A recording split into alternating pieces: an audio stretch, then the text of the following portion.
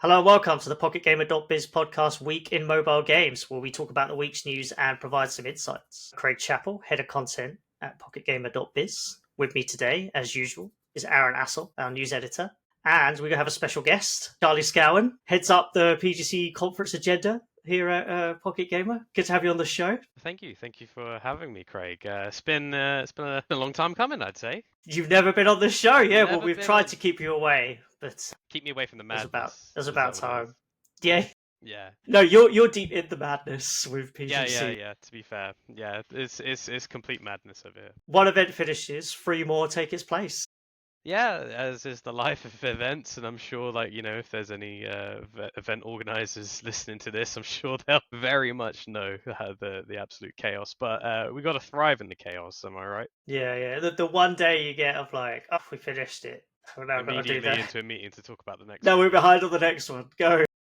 Well, this is why you plan ahead, But no, it's good. It's good. It's great to be here. Thanks for the invite, Craig. I really appreciate it. Oh, what you guys been up to, Charlie? What's been going on? We just had PGC Barcelona.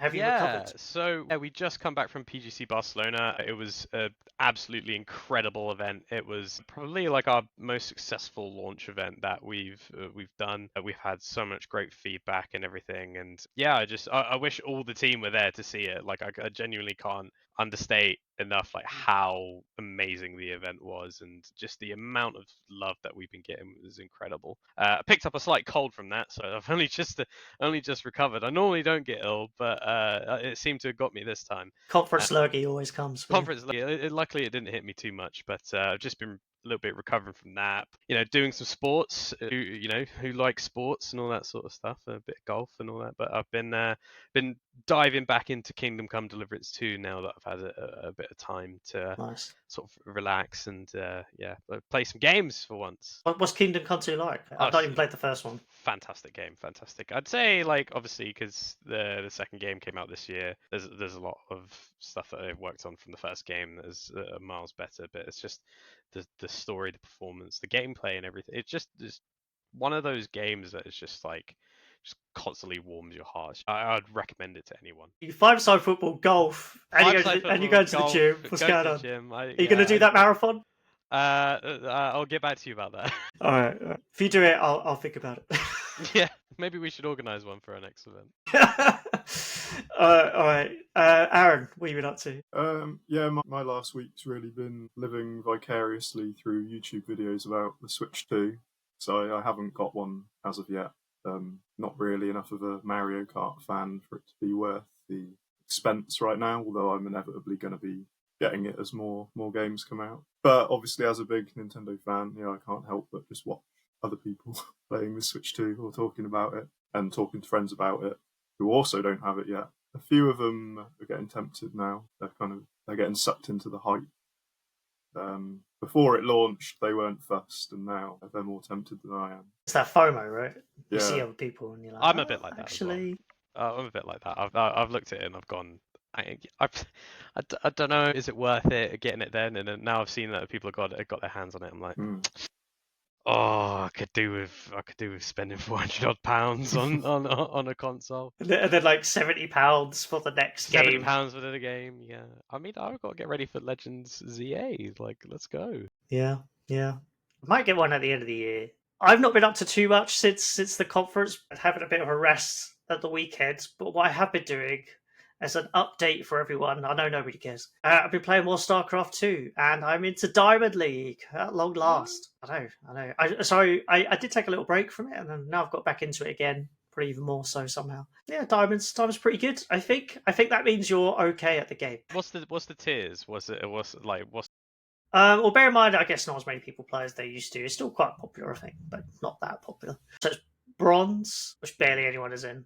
Yeah. Silver, gold, gold, platinum, and masters, and then grandmaster is where all the pros are. And I think in each region, if I remember right, in grandmaster they only have like a set 200 players at a time in that. So I'm very far off that. My goodness. Yeah. Wow. Yeah, but will we see you there? I'll finally get esports tournaments. Yeah, I'll finally get a tournament ready, and then the game will just like go under, stop being. Well, it's kind of stop being supported. Yeah, in you'll get some to ways. top 200 or whatever it is. They But don't wanna like, play it anymore. no one's playing it. Yeah. Well, as long as the best, actually, no, I was going to say, as long as the best players don't play anymore, then I stand a chance, but then no one will watch. But Esports World Cup, StarCraft There 2 you go. finals, Yeah, Esports coming World at us. Cup. Right, anyway, on to more important matters. First, a shout out for our events. So, PGC Summit in Shanghai, July 30th. Can't get this in order. Pocket Gamer Connects Helsinki, October 7th to 8th. PGC Bangkok, October 15th. A week later, that's going to be fun, Charlie. Later, yes. Are you going to start? What we just spoke about in terms of like the madness, yeah, that one will be quite a quick turnaround. We'll start preparing that on the 9th. Yeah. We'll be having a few of the long drinks talking about how can we make Bangkok a good event. Flying straight from Helsinki. And then we've got PGC Aqaba, which is our PGC Jordan event. So we've moved it to Aqaba this year from Amman, November 8th and 9th. And then, of course, we have the Mobile Games Awards coming during Gamescom week. So we got that. Lobbying is now open, so please do send your nominations for the awards. I'll put a link in the description. It's a key part of putting together the lists of the finalists, and then that goes to the judging panel. And then we announce the winners at the show. Right, that's all the event stuff out of the way, and the latest progress in my StarCraft 2 esports journey. So first we're going to talk about is some takeaways, and we talked a little bit about the event, but PGC Barcelona. So as you were saying, Charlie, we think it went really well.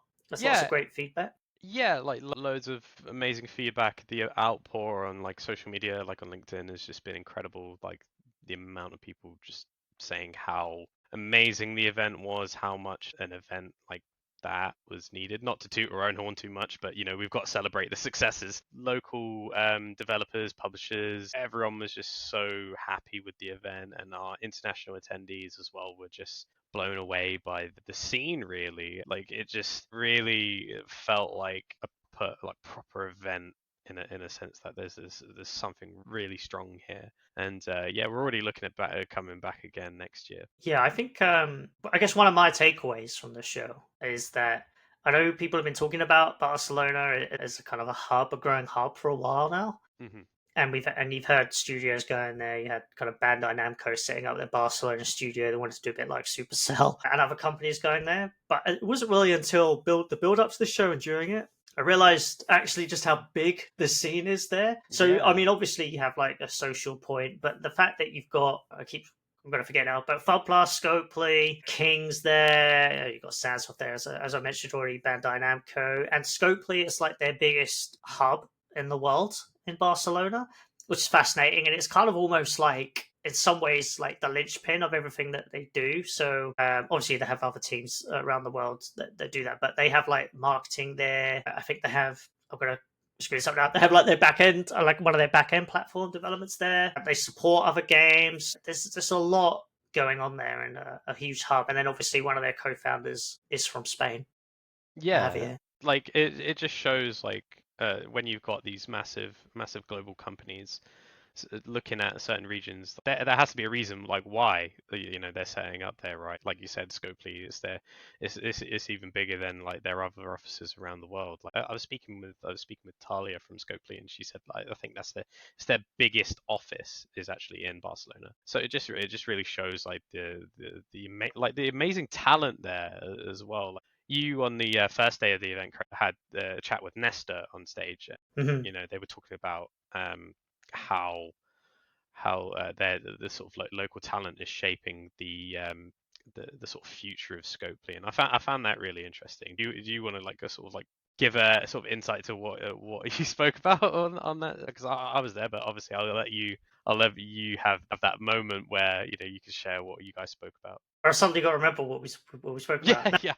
It was great. Yeah, it, kind of what I said, like just kind of why they set up there, and a lot of it is kind of the Spanish roots of one of the co-founders was one of the ideas behind that, and that they've acquired a bunch of studios over time.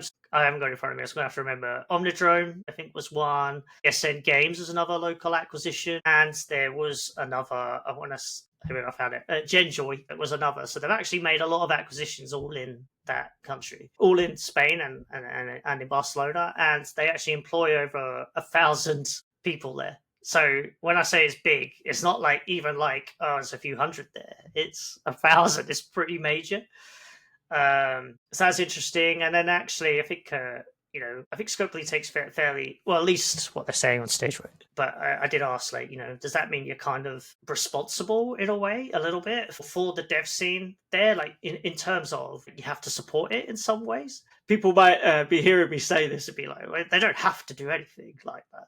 But surely you want to support the scene that you have a major investment in. And so, yeah, they do. He was talking about like kind of training people as well, like from the audiovisual industry locally there. But he said there's a lot of talent there anyway. They actually have a pretty good education system in Barcelona and Spain, and not just necessarily Nesta, but one of the we spoke to a few people in the industry, and one of the sort of criticisms, I guess, or a criticism, but I think that like Spain could be doing better is that there's not that much communication between all the regions to kind of come together.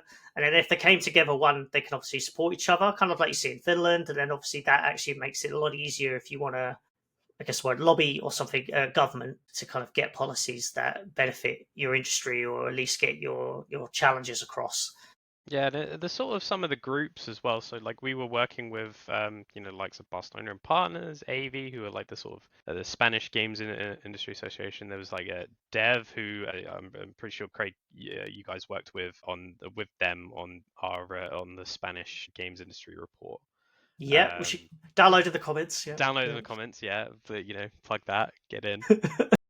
But like, yeah, it like really showed like, let's say, like speaking to each of these groups individually. Hesitation's probably the wrong word for it, or something. It felt much like we're gonna have to sort of like check it out, see how it runs the first year, which is fine and all that, because you don't want to put all your eggs in one basket, especially for the first event. Yeah, it was a bit like trying to motivate people to come to the event. Events and all that sort of stuff is like a hard sell, but like we did see that like when it comes to people outside of like Barcelona, it was sort of hard to not convince them. It was just trying to reach out to them and making sure that they are aware that it's happening. But I feel like from the success of the event this time, I think that sort of like word of mouth, and it's provided that sort of FOMO. So all in all, I'm saying is like, yeah, I get that sort of point where Spain, the one of the criticisms of Spain is looking at different regions, not having that sort of communication across, and hopefully that could get better over the years. We'll have to see, but yeah, no, I do agree with that point actually. I guess a slightly different event for us because, with respect to a lot of the other events, like Barcelona, it gets really nice and sunny. There's a beach. You go to that. It certainly helps, doesn't it? London's a nice trip because London has everything other than a beach. Then actually, he has like a really. Am I thinking right? It's somewhere in London there's like a really nice beach. It's near Hounslow. I think I know the one that you're thinking of. Beach. Yeah, that like, beach within London. Yeah, I've been there actually. It's interesting. Interesting is the word I would describe. So, do you have any other takeaways from the show, Charlie? Yeah, like anything you learned? Or? Again, like talking like about the local scene. One thing that we saw at the event was the quality of indie developers that were at the event, from the big indie pitch side and our own expo area. So at PGC, for anyone that's sort of unfamiliar with the event, we have an expo area dedicated to indie developers, and we also run pitching competitions called the Very Big Indie Pitch. Now, Jupiter Hadley is our sort of, I'd say, queen of the big indie pitch, basically, the best way to describe her. And she, on stage, when she was about to announce the winners, mentioned that the quality of games and pitches that were at the event, not just the games, the actual pitches themselves, because that is a massive factor when you want to bring your game to market. It's how you sell that game to publishers and other folks as well, and to media and all that sort of stuff. So she mentioned that the quality was absolutely outstanding. There was like one vote, or like actually one of the editions, I think it was the PC console edition, or I'm not too sure, but there was like a tie for the winner, and what they had to do was get everyone together, all the judges again, and re-vote based on those two winners, because the quality was just that insane. And of course, the expo area itself was just rammed the entire way through. So again, it goes back to that what we were just talking about the talent that's available in Spain.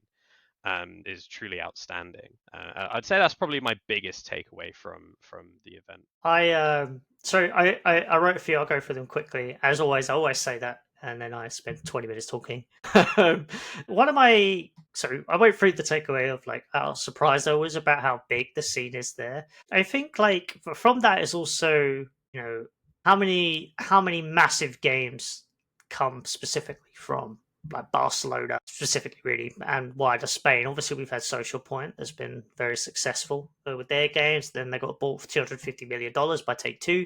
So yeah, huge success. So I'm not saying there are none. I think there's one game, and I've really forgotten the name of it. It won a few awards at the big festival at Gamescom Le Tab. So there are out there. But you've got like Bandai Namco's been there for quite a few years, and they've only just kind of soft launched their game. Matchbound Legends. We'll see how that does. And then I think some of the others, I believe in Bubble Witch Saga is the Spain King game, I think, which is done all right.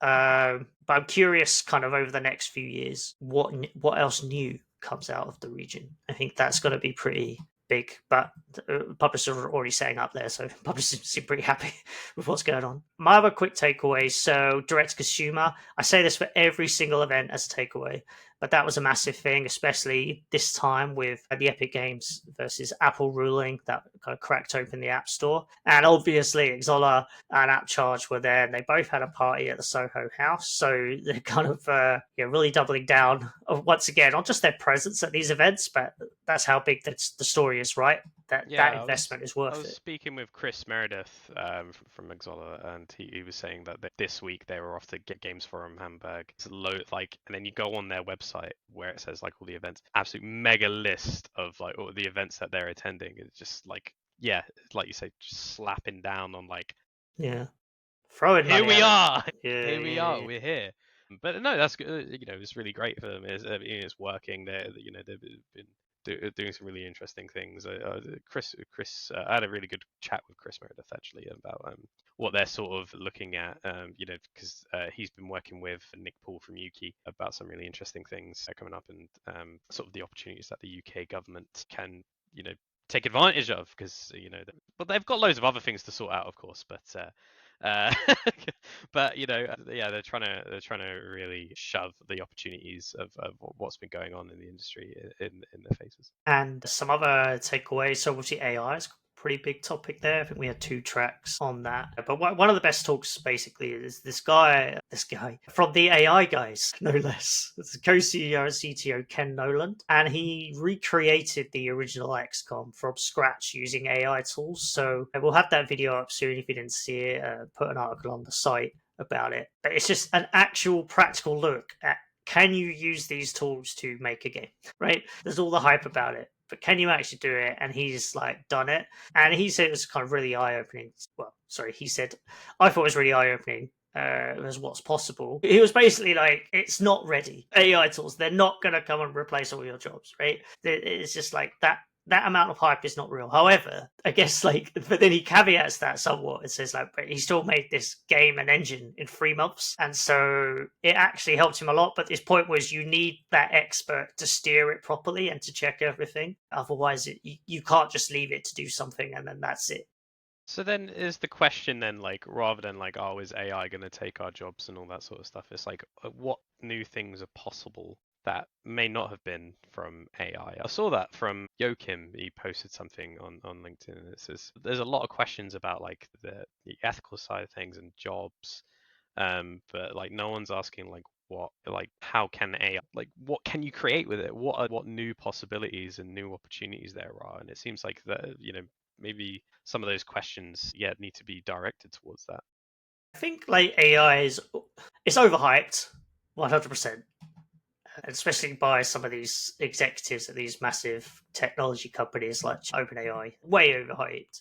But there are very clearly already practical use cases, like Ken Nolan just showed there, and obviously in ad creatives in marketing, it seems like quite a lot of companies are basically doing that already. I think we're further away than people think about AI replacing literally everything. Like you said, you need that expert to steer the ship, really. Yeah, but so my point was, is just like, yeah, sure, but will it have the Web3 problem of the blockchain problem of like, cool, you have it, you can use it, but why? I guess it's kind of your point. Like, what is it? If it's not doing anything new, what's the point in some ways? But then is that necessarily like its biggest thing? Like its biggest thing is surely quote unquote efficiencies in kind of development or any part of your job, and it's like a real useful tool to help you, or maybe replace you, which obviously, as you said, the more worrying part. But I think it is already showing some practical use cases. Just how much further it can go is the big question. So I was going to go through this quickly. And then there's a really interesting talk from my games about China. So obviously we're going to Shanghai, July 30th.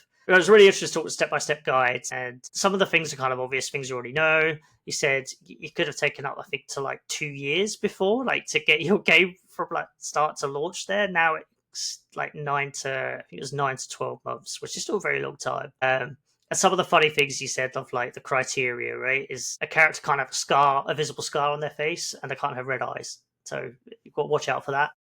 I discussed a bit about web games, so I did a panel there. I'm still like, so Crazy Games had some interesting numbers for their platform. They said they had 40 million monthly active users, more than 300 million monthly game players, and 3,000 developers on board. And I was really just trying to ask, like, I was quite excited about it, like say 6 months ago, a year ago, and then now I'm back. Now I'm at the point where it's just like, okay, is this a thing developers want? Is this like, kind of like the VR thing of like, we really want this, Are we back? but no one basically, wants it. yeah. Like, But no one wants it. yeah. Like consumers, they obviously counted that. And as to why, like it's accessible, you could share links on social and just instantly access them as some examples. But like on mobile, which is your main device if you're out and about, it's just like I don't know. Like downloading an app, it's you don't even think about it. It's so quick. So I don't know how it replaces that. What a centralized platform for that looks like, because it can't just be a publisher just put some links out. You have to have somewhere where that people go so they could find it for starters, or where you could direct people to and then they use it. I think discovery is a bit of an issue there. And then lastly, we had tips for launching a game studio. So we had Mesa Award CEO Noor Crace talking to the panelists. We had Super Banana, Cocoon, and Breach Studios talking about kind of funding, VC, if you want to go the angel investor route, if you're only working on one game, and then some other kind of useful tips. I'll put a link in the description, not the comments, as I said earlier, in the description to the article. But yeah, anyway, we spoke ages about that, but it was a really good event, and there's a lot to take away from it. And yeah, we'll be back next year. Okay, Aaron, you've been sitting there patiently because you weren't at the show. Yeah, but that's you did. I've been a little bit quiet. You did man the fort with Paige and Issa on the site. So, what news have you got? Yeah, so I'm going to bring things back to the Switch 2 for a minute, because we've had some sort of early figures on it. So Nintendo put out a statement saying that in its first 4 days, the Switch 2 has surpassed 3.5 million unit sales globally, and this makes it Nintendo's fastest selling piece of hardware ever. So yeah, obviously the Switch 2 came out on the 5th of June, and has ushered in the new Nintendo generation. Obviously we've had 8 years just over of Nintendo Switch, which launched on the 3rd of March 2017. And although we don't have kind of a 4-day comparison there, Nintendo conveniently obviously had their end of year financials that March. So we know that between the 3rd of March and the 31st, the original Switch had sold just over 2.7 million. So roughly, like 2.7 million in a month for the Switch 1 and 3.5 million in 4 days for the Switch 2. So obviously quite a lot faster. So yeah, this means the Switch 2 has already outsold its predecessor's first 29 days by 28%, and obviously still has the better part of a month to go before we get an accurate comparison there, presuming Nintendo gives us more updates on the official numbers. But yes, obviously, been a huge success for them already in that regard, compared to like the Wii U, which obviously was the flop that predated the Switch. The Wii U, it was roughly like 13 million units it sold in its lifetime. So the Switch has already made like a quarter of its sales roughly in like 4 days, which is a bit crazy, really. Shows that, Nintendo is back, really. If they weren't already from Switch getting like 150 million lifetime sales, which is also quite crazy. Yeah, I guess you never know how it's going to do. Mm. There's all the hype around Switch 2 and its potential, and then it's interesting. They've got like the bigger publishers on board now, which used to be a struggle for Nintendo. I'm sure it'll still be a system that mainly sells just its first party stuff, which is obviously fine for Nintendo. They could sell 150 million of their own console and just their own games.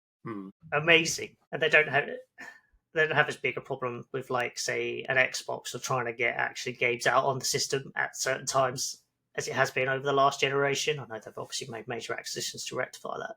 But yeah, like getting companies on like FromSoft was amazing. And so I think this is going to be, it already looks like it's going to be a really good generation. And I think we were saying earlier, but like they've really sorted out there's no shortage of like units, right? Seemingly, I know it's like sold out a lot of places, but they've been able to shift a lot, so there's not been that big production issues. And I think there was worry, right, with the tariff situation, which is, who knows what's going on with it at the moment. That could still affect it ultimately long term, but it doesn't seem. Everything seems to be going pretty well, and I guess we'll see a lot more sales from there. Yeah, I guess it's at the same time maybe a counterpoint. The original Switch, there were kind of supply issues at launch. So obviously, if it was as accessible as the Switch 2 is so far, then I guess it would have done better at launch. Because I know originally, for the first few weeks or something, like Breath of the Wild, like the Switch version was outselling the Switch. Like it had over 100% attachment rate because people were just buying it, but they couldn't get the Switch yet. So, Charlie, I guess thoughts on that, but you've also got another story very similar to handheld. Yeah, to so handheld. like it's interesting because you mentioned about it's probably going to be mainly for their first party titles, compared to like third parties, of course. Like other studios and publishers are more accustomed to the PC console publishing, and then of course Xbox revealed the ROG Ally. The ROG Xbox Ally, to give it its full name, and the X version. And you might not be able to fit that in your pocket, but No. It's curious like to see like Nintendo have stayed the course when it's come to handheld, of course, with the Switch, but now Xbox and if rumors are to be believed, PlayStation sort of going back to sort of like handheld model, and it's sort of again linking back to PVC, and it's this I saw a session from Delia from Xbox. I won't go into too much on it, but their whole ethos at the moment is especially on the ID at Xbox side of things, is just sort of like gaming everywhere, gaming from on your handheld on a bus or something like that, rather than just sitting at home on the home console booting on the TV, which I imagine like most people would be doing anyway because that's just comfy and all that sort of stuff. But yeah, I guess like Aaron, have you seen much on like the Xbox side, like the Xbox handheld side of things? Do you think that could be in like quite an interesting battle between like the Switch, especially for those third party titles? Yeah, I'd imagine maybe if people that are more interested in the third party stuff, I guess just having what's probably going to be more powerful hardware from the Xbox side probably is going to be more alluring, but then you do miss out on Nintendo's whole first party catalogue. Obviously you get Xbox's stuff in exchange, but I've not been following it that closely, but I have a few friends that have been and that have been sort of talking to me about it, and they've been saying that they're not particularly interested in it at the moment, and that maybe it will be more a competitor for like Steam rather than Nintendo. But Nintendo just seems to be its own thing these days. Could there be I don't know how this would ever work, but I remember people were sort of I've seen a few comments saying like bringing even Steam to the ROG Ally, of course. Yeah. I think the other sort of like handheld consoles that are not related to PlayStation and Xbox, you can get those distribution services, right? I'm not. You can get Steam, and they mentioned it in the show. You can get Steam and others on the new Xbox hardware. So then that shows like Xbox is becoming more of like what's the word? Rather than PC. Yeah, essentially like the more cloud gaming and gaming from everywhere, like a gaming anywhere type platform rather than just stick it on the one store. Like if you can get Steam, you could probably get like the Epic Game Store and all the other stores, right? So it's interesting. It's like I'm going to take a look at it when as more because I stuff think comes out the about it. Steam Deck. I'm not sure if these are the latest numbers, but I think it's about 4 million units it sold. So obviously that is, the Switch 2 has almost beaten it in like 4 days. So I'm not throwing any hate at the Steam Deck, but yeah, it'll be interesting to see. I wonder if like Nintendo has just captured the people that are interested in handhelds really, and whether anyone else can, claim them away. But I feel like they've captured that, but also just people that like Nintendo games. You can't get them anywhere else. We'll have to see PlayStation's version whenever they announce that. Yeah. Well, they've already done like some versions of that, but for the next console. The PSP was ahead of its time. Their actual handhelds. Yeah, their actual handheld. Yeah. Some of the things about their new Xbox's new announcement though. So there's already been an Ally console out for a while. See, that's why I wanted to bring it up, because it's like if there's already them consoles out there, like what makes it Xbox? It's a bit different. So it has the handles and then it has an Xbox button. And but like I think it makes sense because it is if you make it more official and say this is like the Xbox console, then I think in theory that could lead to kind of more sales because people kind of maybe there's a trust aspect and also it can be marketed properly by Microsoft. I think the name is still stupid. Just call it the Xbox handheld. Like, just be done with it. Like calling it the ROG Ally, and people looking at it like, well, what is that? I don't understand what any of these words mean, right? I don't understand what those words mean. I don't know if like you're talking to Xbox, the ones that have named it Xbox Series S or Xbox, All right, yes, but that makes more sense. Like that's much more easy to understand than even that's not great, but that's much easier to understand than here's the ROG Ally from Asus that's part of Xbox. It's just like, what am I buying? Am I buying it? I think people still look at it like the general consumer. It's just like, what am I getting an official Xbox handheld? Whereas if you just released it and said, here's the Xbox Series H. Xbox Series handheld, and it's just like, oh, okay, that's like official. I'll get it. I feel like that's just. I'm kind of splitting hairs in some ways. I think that's going to be an issue. And the other thing about Play Anywhere that makes me laugh. So I was talking to someone that's a Steam Deck, and then they were like, well, getting Game Pass on a Linux, so basically a Steam OS, is a nightmare. But then you can bring Steam now to your Xbox handheld. So I was just like, Play Anywhere, but on Microsoft's terms. Is how I interpreted that.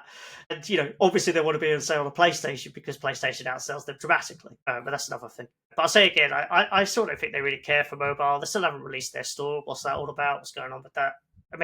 Maybe they're now waiting for an appeal. I never believe. How long's that been now? Like that's been. Well, I mean, dropping off for a while. Yeah, how long? It's been a year, right? Yeah. Well, it's surely more. Yeah. At least. Yeah. Anyway, I've ranted on this show before, but yeah. In general, it's kind of cool. I don't think I guess it's not really a Switch competitor; it's a Steam OS competitor. If they sell a couple million, maybe it's worth it. Right, we're getting off the time on this, but there's a few things I want to cover. So the big thing, obviously, the past week is WWDC and the Apple announcements. So, of course, Apple came on stage, said, we're really sorry, 10% revenue share, and yeah, we're going to end the case with Epic. They didn't say any of this, sorry. And so they completely ignored the DMA, the case, obviously, because they're still ongoing, so I guess you can't really talk about it legally. But they've really just got to get their head out of the sand and just see what's happening. I mean, that could come back at me if they succeed in their appeal, but they couldn't even get a stay on the injunction during the appeal, which it doesn't look good. And plus, the judge has already had a scathing assessment of their anti-competitive behaviour.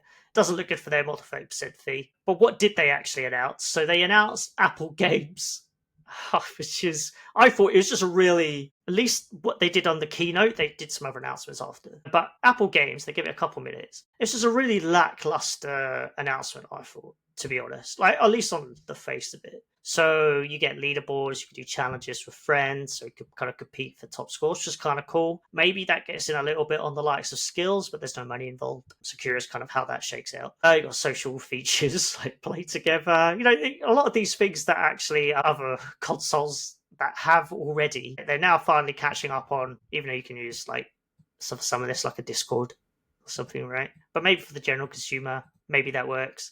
And maybe it kind of becomes sort of a central place for discovery. But I think I feel like the issue is unless it's no longer on the App Store and you have to go through Apple Games, everyone already thinks automatically, okay, I'm going to go to the App Store, get my games, and then I'm just going to look at my phone and wherever I've put that folder, I'll go there to access the app. How much incentive is there to actually use, and how can you break that habit to use Apple Games? It feels like it's come very late. I'm curious. They might develop it further, and so we'll actually see their full plan maybe later. But at the moment, for me, I thought it was pretty lame. And then they had some other announcements, which is hilarious because these are basically the Apple Games features. So there was rumor that Game Center was going to close, be replaced. That's not really happening. It's got new features, which is challenges, activities, multiplayer activities, invite friends, etc. There's a game overlay. So you can adjust settings, connect with friends, see the latest in-app events, which is actually pretty good. That's actually a pretty good idea. And then there's some other things like some analytics and I think there's some UA changes. They made some enhancements to the ad attribution kit. That include configurable attribution information, which provides developers and advertising networks greater flexibility, apparently, when creating advertising campaigns for apps and games, all using privacy-preserving attribution methods, whether that's true. So there are some other announcements that could be interesting. I wasn't that enamored. We spoke to some industry experts. Bill Luton said, as I understand it, it's a revamped Game Center with a little bit of the App Store rolled in. So far, I don't see any new features. This is Apple trying to claw back control over distribution and discovery, but in classic Apple style, not understanding games. I don't think players care much about their friends' scores or achievements in 2025. I do agree with that. It's a shrinkingly small number of people. Very few mobile players are competitive against their friends.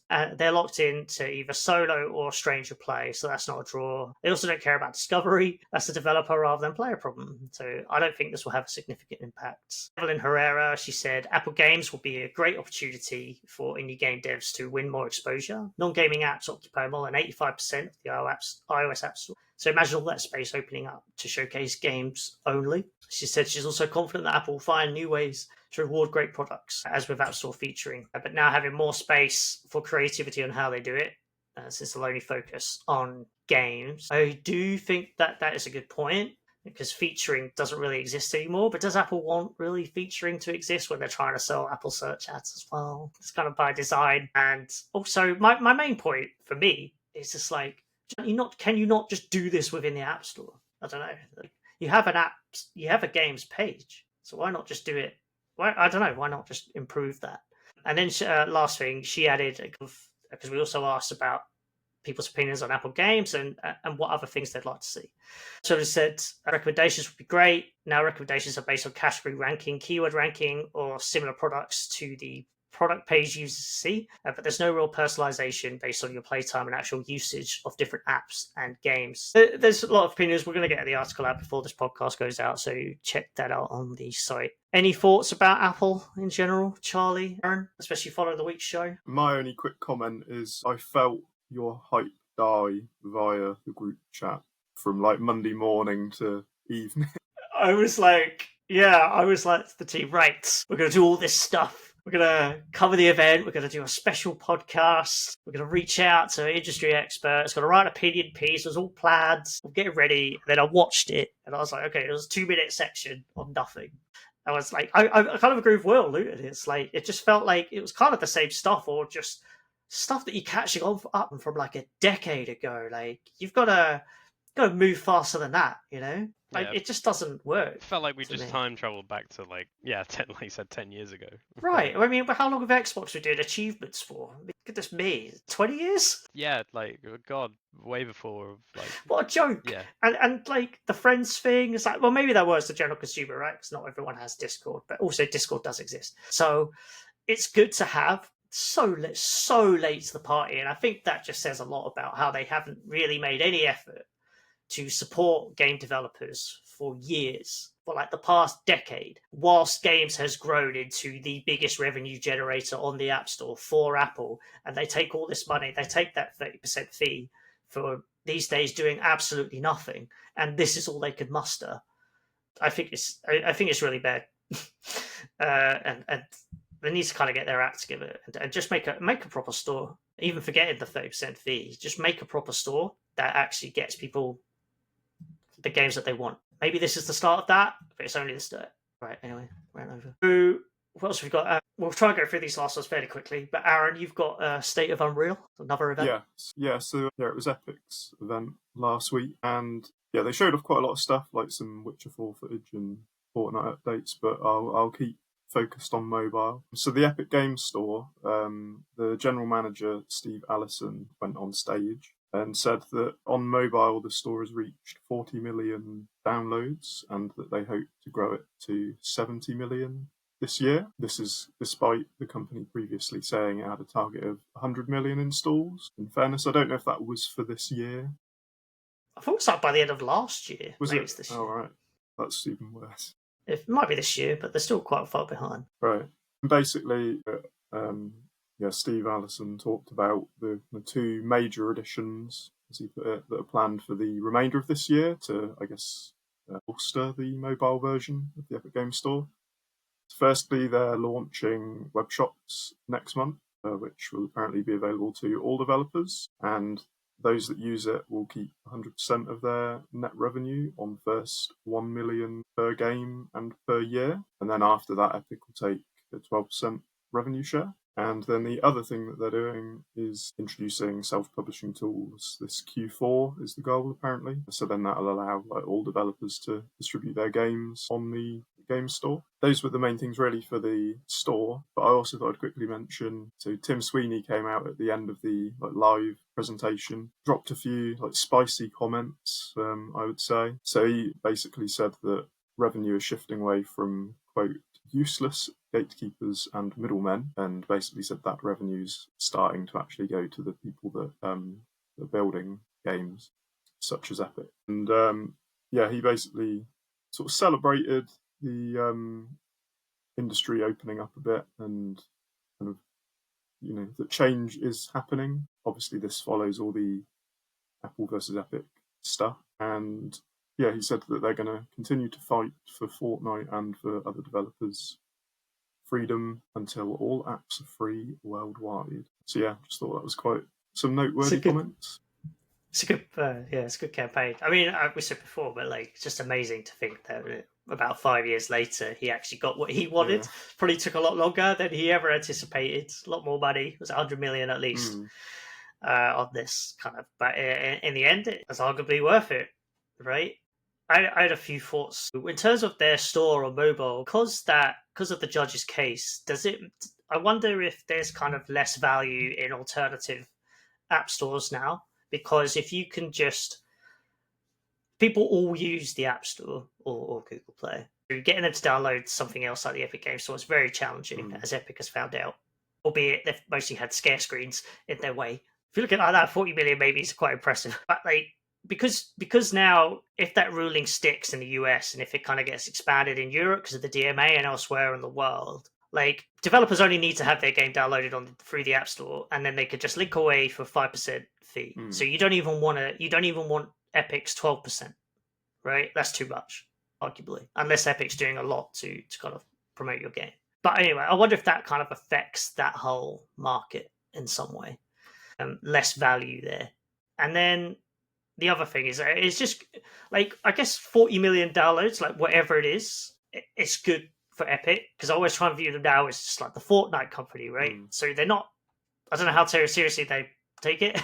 And I know they've invested a lot and had free games, for example, on PC for a long time, quote unquote, trying to compete with Steam. But really, what they've done an amazing job of is they've just got all the users to go onto their own store and spend money there, so they don't give away any revenue share. And now that it's back on the App Store, it made over $1 billion through the App Store, Fortnite, before it was kind of removed because of Epic's own fault. Let's not forget. Now it's if you get 10 million of those playing Fortnite on mobile through their own store and then just keeping all that money, it's really good. So it doesn't really matter if you don't get loads of other games kind of releasing on the Epic Games Store. They've kind of done a really difficult job of getting everyone through their own funnel I guess. Got to end the show right there. Thank you very much, Charlie, for joining the show. Hope you had a good time. Yeah, I had a great time. Thank you so much for inviting me. Happy to come on again sometime soon. In a year's time, we'll In have a you year's right back. time, yeah. Don't Back. worry.